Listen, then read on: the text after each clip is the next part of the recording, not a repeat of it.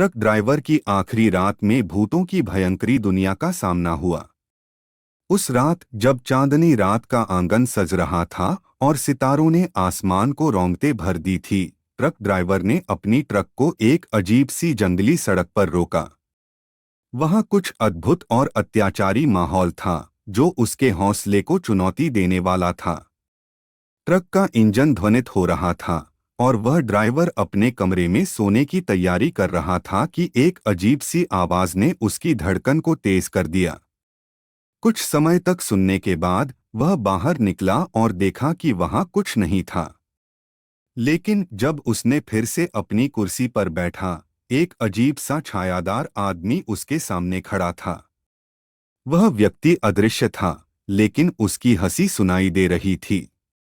Truck driver ने उससे सवाल किया, पर वह सिर्फ हंसता रहा। ट्रक ड्राइवर की दृष्टि में कुछ समय बाद वह अचानक अपने होश खो बैठा। उसका दिल तेज धड़क रहा था, क्योंकि उसने अचानक वह छायादार व्यक्ति गायब होते हुए देख लिया था।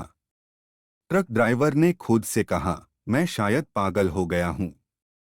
फिर से ट्रक की सीट पर बैठते ही वह आवाज सुनने लगा। रात की शांति में भूतों की आवाज गूंथने लगी। वे अपने पिछले कार्यों का हिसाब लेने के लिए विचार रहे थे और ट्रक ड्राइवर को इस आत्मा की उत्कृष्टता ने हैरान कर दिया। भूत ने ट्रक ड्राइवर से अपने आत्मा की कहानी सुनाई, जिसमें उसने अपनी दुनिया की कठिनाइयों और अपने कर्मों की सजा का बयान दिया।